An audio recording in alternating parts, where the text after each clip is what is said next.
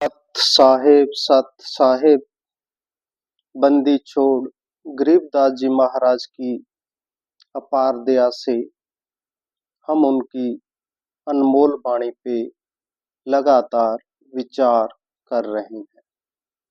उसी क्रम में हम आगे लेते हैं। महाराज गरीबदास जी फरमान कर रहे हैं आगे की साखियों में, गरीब 4 वेद 60 शास्त्र पढ़े 18 पुराण, सतगुरु से भेंटा नहीं पंडित होसी स्वान।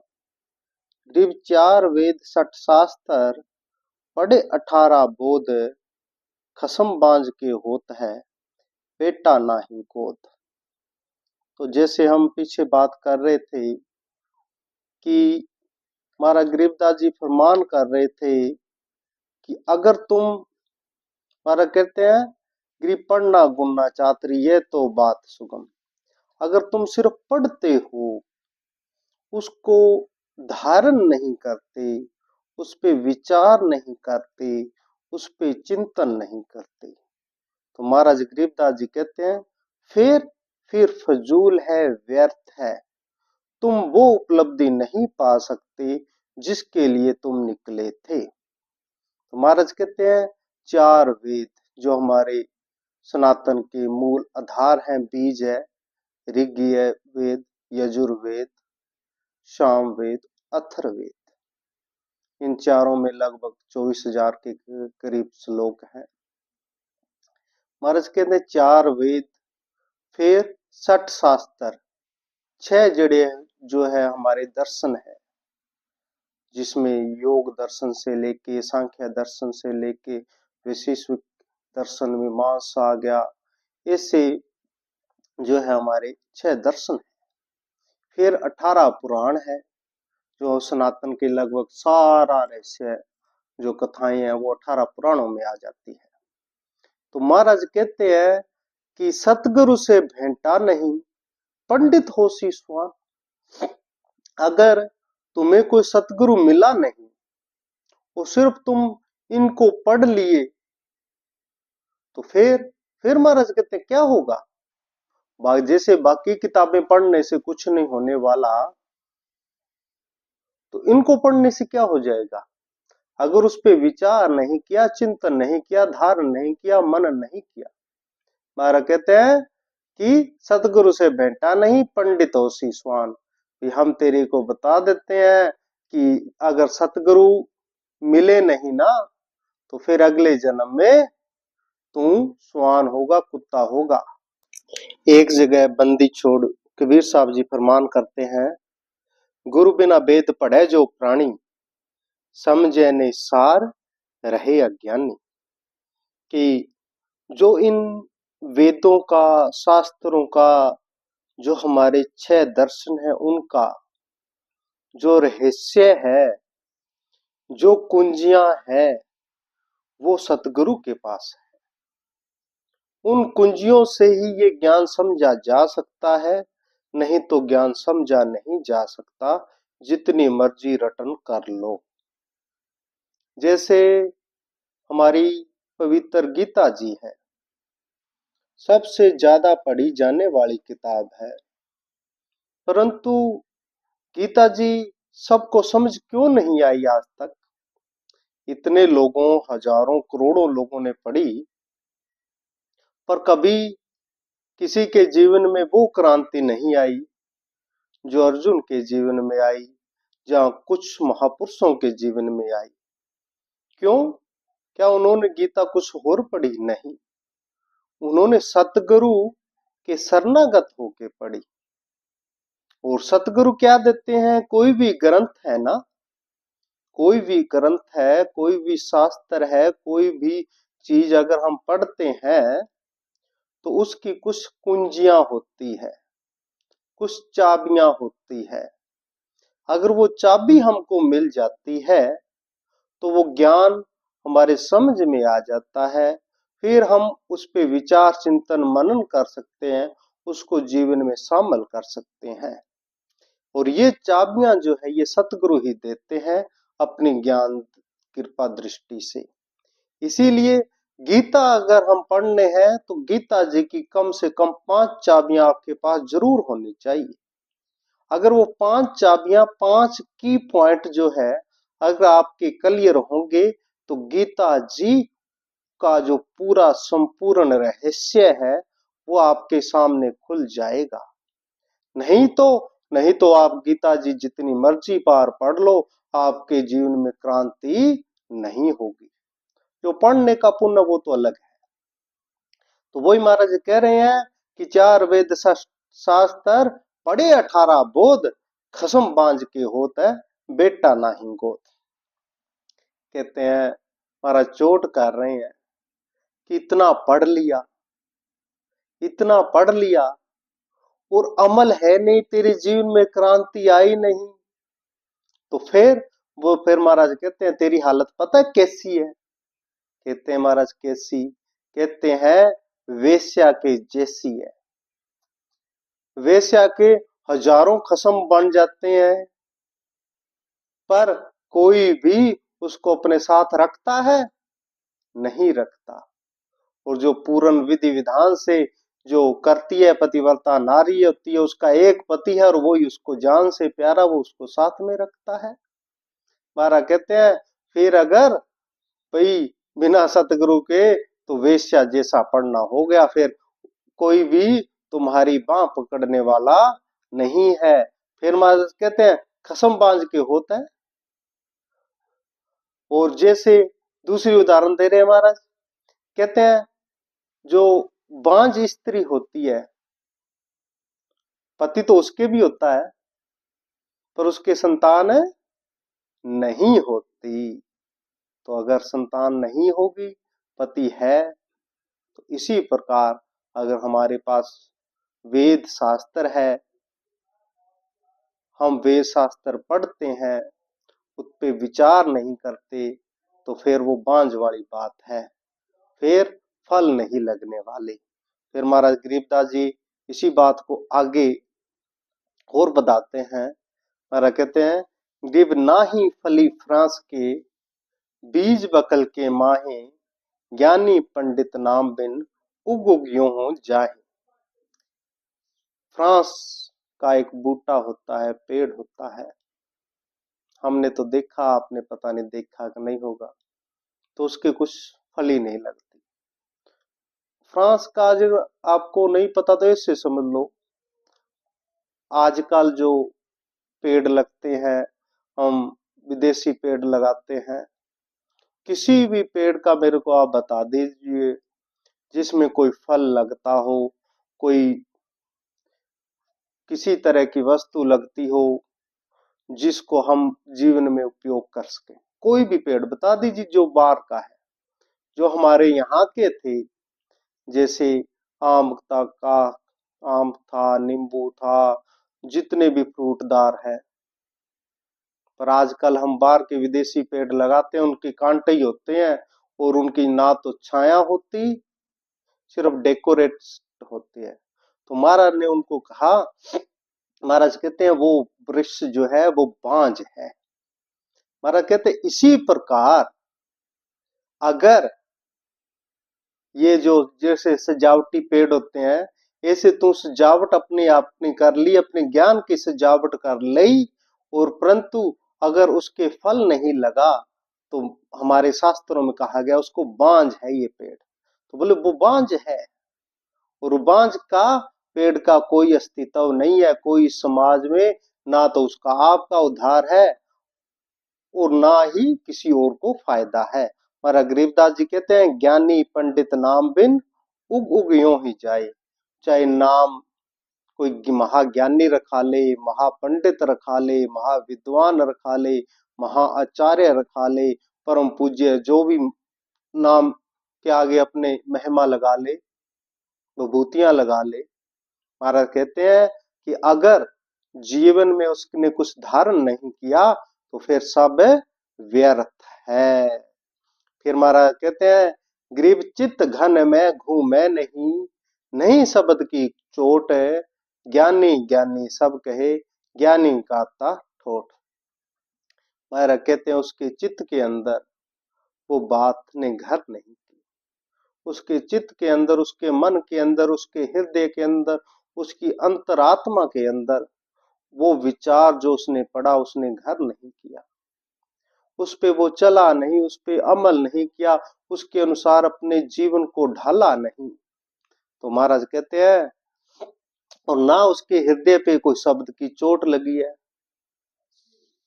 सिर्फ और सिर्फ बारी दिखावे के लिए जो है ये शास्त्र पढ़े हैं। तो महाराज कहते हैं, ज्ञानी ज्ञानी सब कहे, अगर सारा संसार भी उसको ज्ञानी परम ज्ञानी भी कह दे, महाराज कहते हैं लास्ट में तो जमों की मार उसके पड़ेगी ही पड़ेगी। फिर महाराज कहते हैं, गरीब गहबर ज्ञान न बूझिया, उन्मुन लगी न ताड़े, यह ज्ञानी नहीं मूड है, बांधे पत्थर पहाड़। महाराज कहते हैं अगर तू ज्ञानी हो गया, फिर महाराज कहते हैं उन्मुन लगी न ताड़।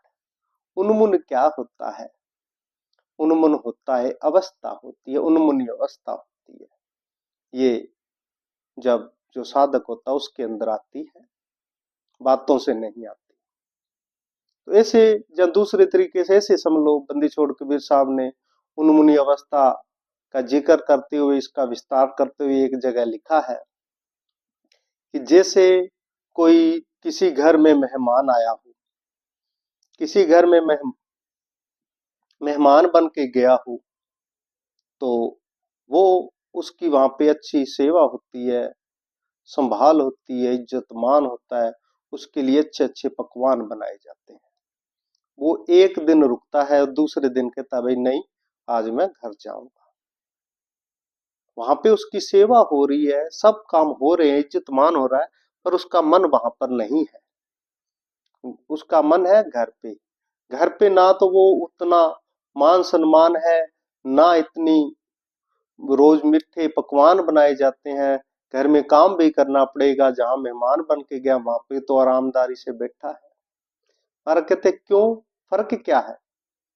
महाराज कहते हैं वो उसका घर अपना नहीं है, उसका घर घर है, अलग है। तो वो अगर मेहमानी में जाएगा, रिश्तेदारी में जाएगा, तो दिन दो दिन के बाद में वो जल्दी से घर पे आ जाएगा, उसका वहां पे मन नहीं लगेगा, वहां पर वो उन्मुन रहेगा।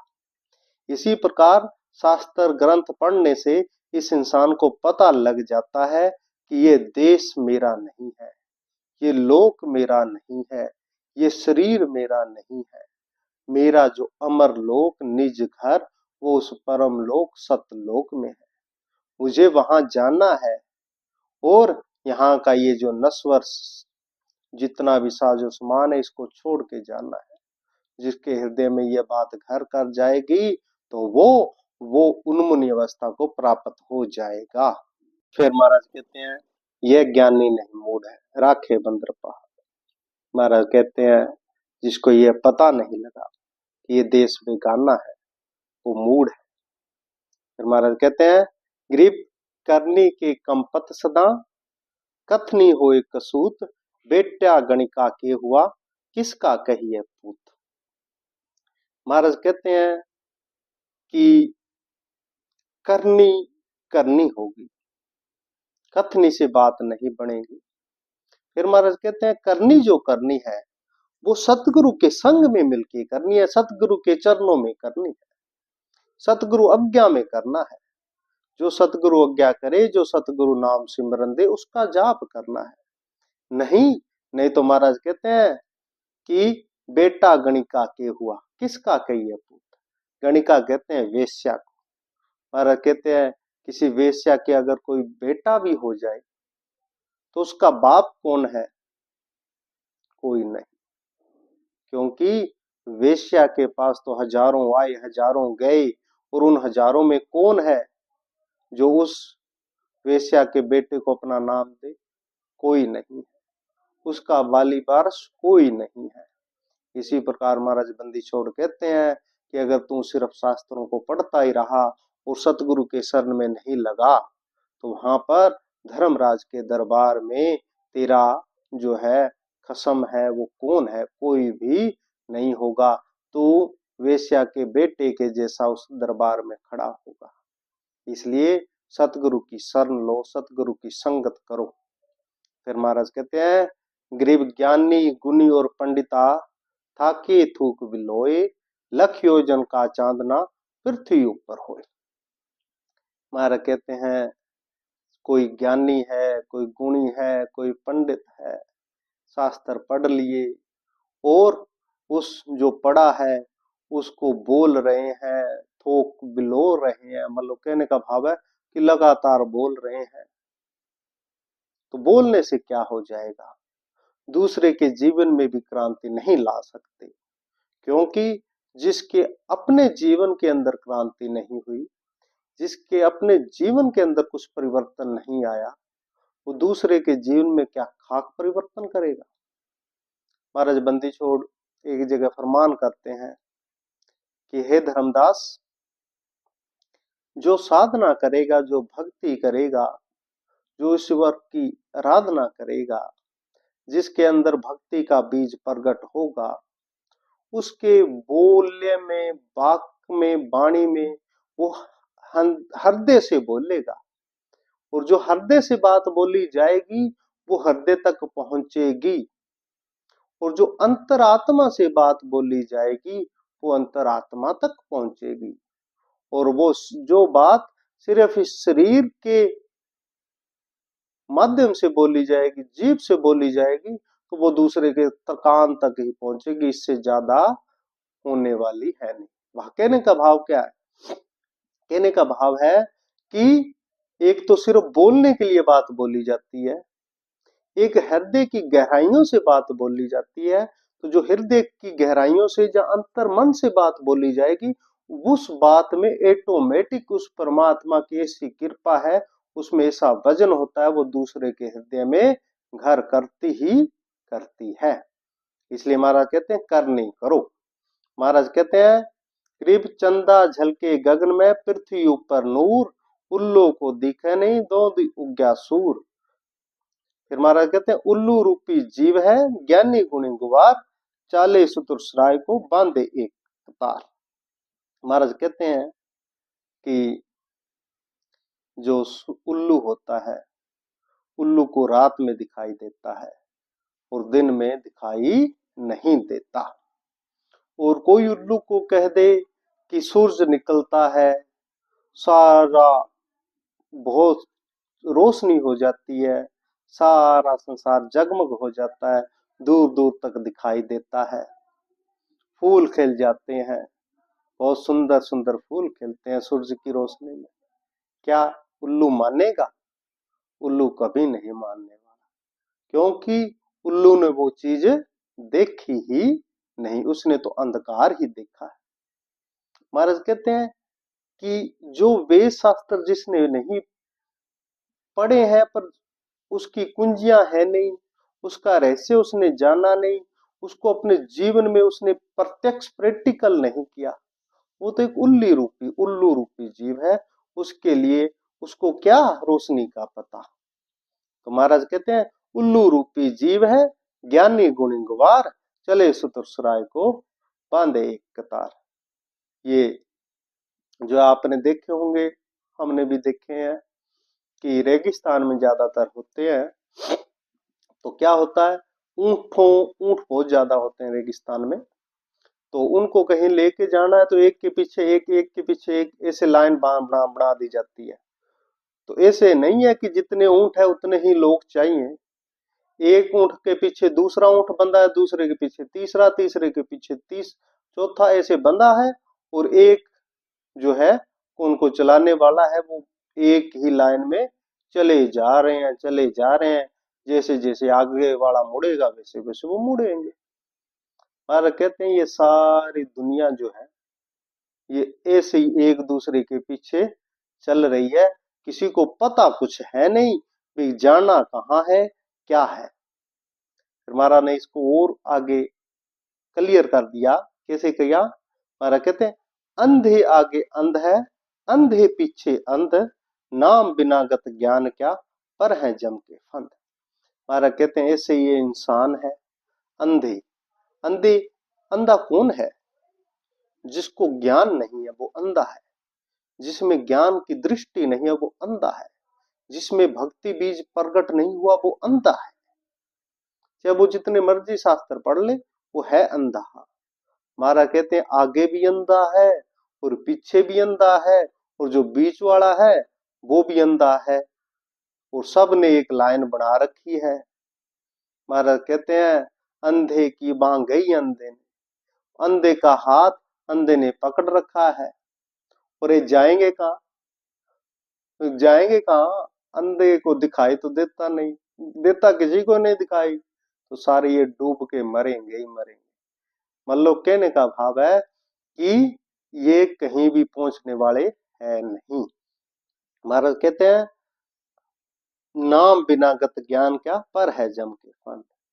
भाई ये पक्की है, ये सच्चाई है कि अगर इनको ज्ञान की दृष्टि नहीं हुई, इन पर सतगुरु की कृपा नहीं हुई, तो अगर इन्होंने नाम का सिमरन नहीं किया तो पड़ है जम के फंद, फिर ये पक्का जम के फंदे में जाएंगे, इसमें कोई दो राय नहीं है। फिर महाराज कहते हैं गरीब 100 करोड़ गीता पढ़े, 100 करोड़ भागवत, बिना बंदगी बात है, बंचे काल न मौत। तो जैसे हम पहले बात कर रहे थे कि गीता जी को इतना पढ़ा, इतनी भागवत पढ़ते हैं हम, भागवत के पहले दिन ही कोई भी कथावाचक है वो धोंगल की कथा सुनाता है कि उसको मोक्ष हो गया, सुखदेव मुनि को मोक्ष हो गया। सुखदेव मुनि ने कथा सुनाई तो राजा परीक्षित को मोक्ष प्राप्त हो गया, उनको मोक्ष हुआ, और हम जो रोज कथा सुनते हैं हमारा नहीं होता, क्यों नहीं होता? बात तो है ना, कुछ तो फर्क है ना, क्योंकि वो पात्र थे। बस बात सारी मूल बात यही है भक्ति मार्ग की कि पात्रता की, कि पात्र ही नहीं है, पात्रता है नहीं, तो चाहे 100 करोड़ गीता पढ़ लो, 100 करोड़ बार पढ़ लो, कुछ भी जीवन में क्रांति होगी नहीं। जैसे मैंने पहले ही कहा कि जो कुंजियां है, जो चाबियां है, अगर हमारे पास नहीं है तो फिर जितना मर्जी पढ़ लो, रटन कर लो, रट्टा लगा लो, बात समझ में नहीं आएगी। फिर महाराज कहते हैं बिना बंदगी बात है, बांचे काल न मौत। बोले ज्यादा बोलने से क्या बात है, जो जितना पढ़ेगा वो आपस में लड़ते हैं, उनका जिन्होंने समझा नहीं है वो शब्दों के पीछे घमासान करते हैं, वाद विवाद करते हैं, शास्त्रार्थ करते हैं, और जिनको शब्द समझ में आ गए, जिन्होंने उसका भाव समझ लिया, तो वो वाद विवाद से रहित हो जाते हैं। महाराज कहते हैं बिना बंद की बात है, बिना भक्ति के सारा वाद विवाद है। महाराज कहते हैं और वो बचने वाले नहीं है, ना तो काल से बचने वाले, ना मौत से बचने वाले। फिर महाराज कहते हैं गरीब सुमरन सेवा बंदगी सब कोई जानत खूब, बिन सतगुरु क्यों पाइए साहिब से महबूब। कि सुमरन और सेवा बंदगी आप किसी मर्जी से पूछ लो, क्या है मेरे को सब पता है, मेरे को सब पता है। अरे तेरे को सब पता है तो कभी किया कि नहीं किया, ये बात बता। पता तो है तेरे को, सेवा का पता है, सिमरन का पता है, बंदगी का पता है, सब तेरे को पता है, पर तूने कभी किया या नहीं, बात ये है। महाराज कहते हैं बिन सतगुरु क्यों पाइए साहिब से महबूब।